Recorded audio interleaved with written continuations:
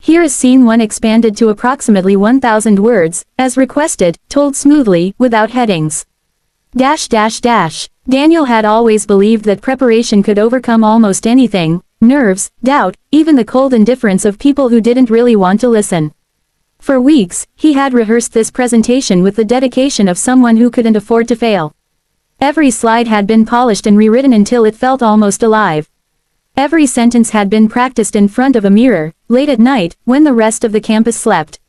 He had memorized statistics, real student testimonies, and budget forecasts. He had even prepared contingency answers to the most difficult questions he could imagine the board might throw at him. But no amount of preparation could have prepared him for walking into that boardroom and feeling, almost instantly, that the air itself was working against him. The room was long and rectangular, lined with framed photographs of past superintendents.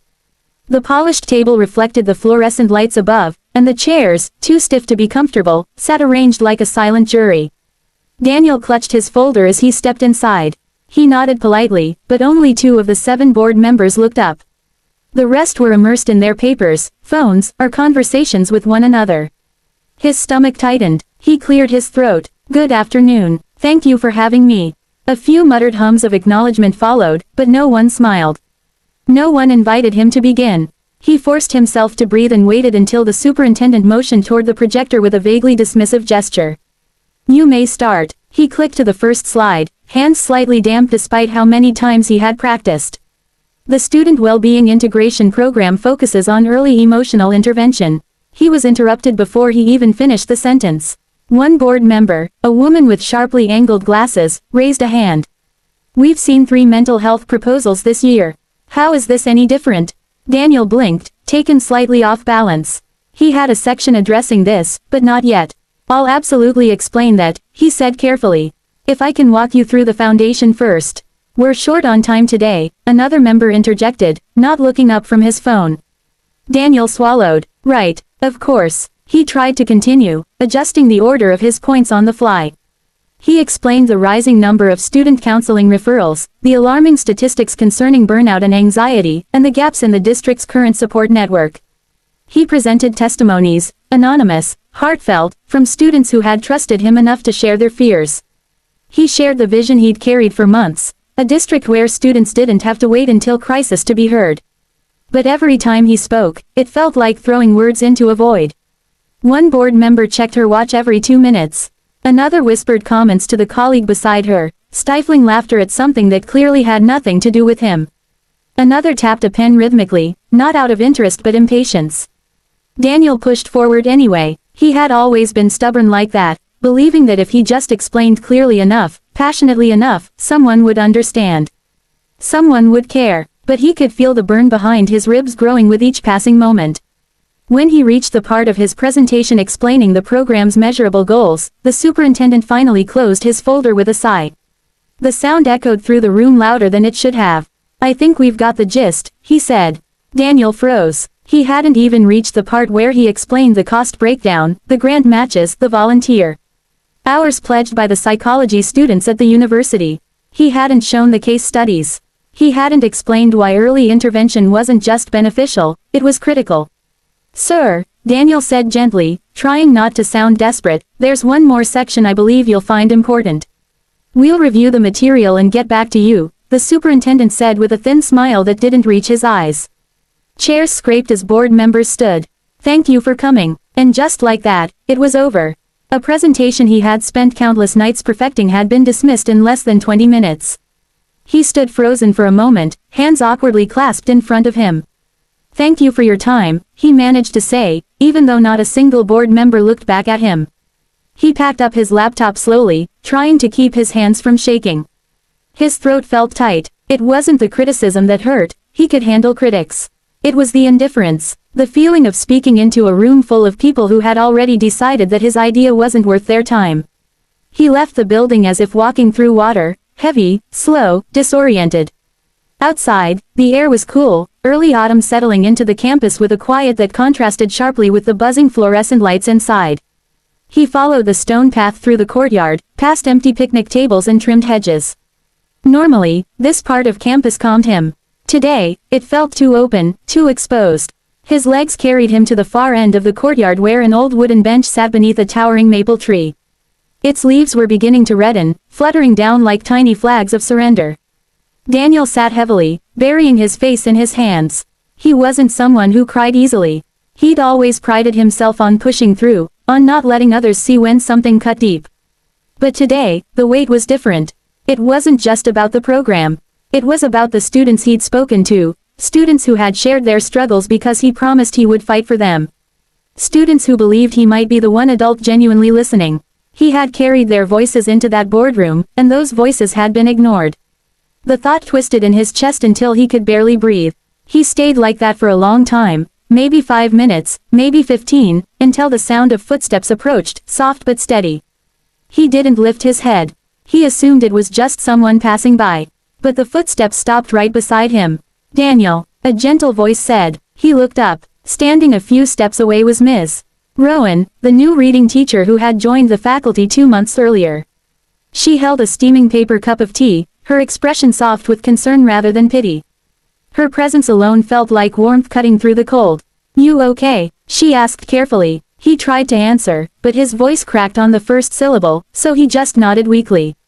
She didn't tease. She didn't pry. She simply stood there, studying him with quiet understanding, as if she could sense exactly how hard he was trying not to fall apart. "Rough meeting?" she asked. He let out a breath that shook at the edges. "That obvious, huh?" She offered a small smile, one that didn't try to fix him, only acknowledged what he was feeling. And for the first time since walking out of that boardroom, Daniel didn't feel completely alone. Here is Scene 2 expanded to approximately 1,000 words, written smoothly without headings, in the same tone and emotional depth as Scene 1. Ms. Rowan didn't rush him. She simply eased herself onto the bench, her movements unhurried, as if she wanted him to feel that there was no clock running on her kindness. She left just enough distance between them so he wouldn't feel crowded, but close enough that he could sense she was there, really there, with him. The gentle rustling of the maple leaves above filled the silence, a soft counterbalance to the turmoil still spinning inside his chest. "You know," she said after a moment, her voice warm but unobtrusive, "days like this always make lunch taste worse." Daniel let out a breath, close to a laugh but not quite there. "I'm not sure I'm even hungry." "That's usually when you need food the most," she said, and he saw her eyes soften as she studied him. She reached into her bag and pulled out a small lunchbox, a neat container with pastel flowers painted on the lid. The sight of something so homey in such a sterile feeling day made his throat tighten unexpectedly. "You don't have to share," he murmured. "I know," she said simply. "If I didn't want to, I wouldn't offer." She opened the box and the faint aroma of warm dumplings drifted out, steam curling into the crisp air. The scent alone made Daniel's stomach twitch, betraying him. He hadn't realized how long it had been since he'd eaten anything meaningful. She picked one up with a napkin and handed it to him gently. "Try it. It's my grandmother's recipe." He hesitated for only a second before taking it. The dumpling was soft and warm against his fingers. When he bit into it, the flavor surprised him, delicate, comforting, crafted with intention rather than thrown together in a rush. It tasted like something made by hands that cared. For the first time since that awful boardroom, he felt something unclench inside him. She watched him quietly, not seeking validation, not fishing for praise, just being present. And that alone felt like a gift. They ate in unhurried silence for a little while. The air around them shifted, less heavy, less suffocating. The courtyard didn't feel so large anymore. The sounds of distant student chatter, the rustle of leaves, the occasional car passing by, all of it blended into a steady, grounding hum. Finally, Ms. Rowan spoke again. "I've learned something over the years," she said. "Some doors close not because you're unworthy, but because you're not supposed to walk through them alone." Daniel lowered the dumpling halfway to his mouth and turned toward her. "You really think so?" "I do." She met his eyes with a calm certainty that felt strangely anchoring. "And in your case, I know so." He blinked, confused. "What do you mean?" "I read your proposal," she said. "The one you uploaded to the staff portal last month.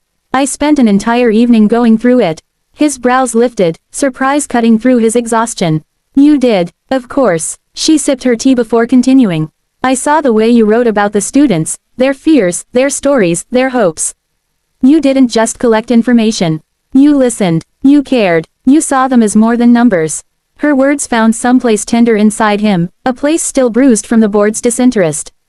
Most proposals I've seen, she continued, focus on logistics or data. Yours had those things, but it had something more too. Heart, humanity, that's why it matters. Daniel looked down at the ground, suddenly unsure of what to do with the warmth blooming behind his ribs. Compliments often slid off him, he was used to giving, not receiving. But this one didn't slide off. It landed, stayed, and the board, she said with a gentle shrug. They don't always recognize sincerity when they see it. They like neat boxes, neat budgets, neat answers. He sighed heavily. They didn't even give me the chance to explain the full plan. They didn't give you a chance to be heard, she corrected. Those are not the same thing. He rubbed his hands together slowly, processing her words. It just felt like everything I've worked for didn't matter. But it does, she said softly. You're just fighting a big battle alone. That's exhausting for anyone. A leaf drifted down from the maple tree above them, landing gently between them on the bench. Daniel watched it sway, then settle. What if it's not enough?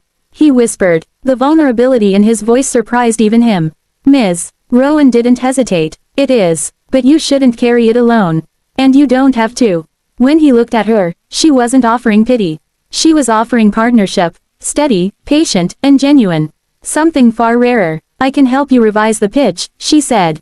I can help you structure it in a way that the board can't ignore.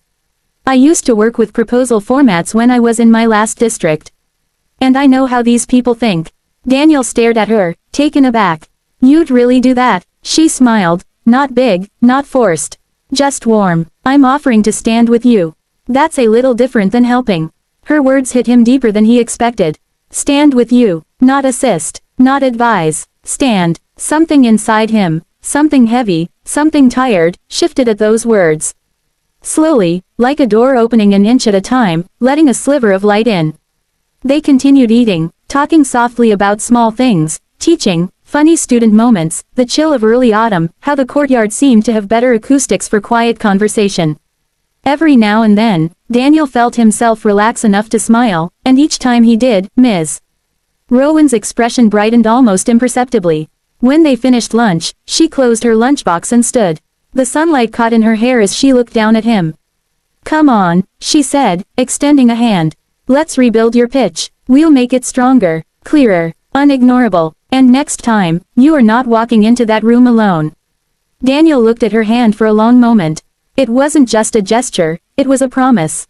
A lifeline, a quiet declaration that he didn't have to face battles in silence.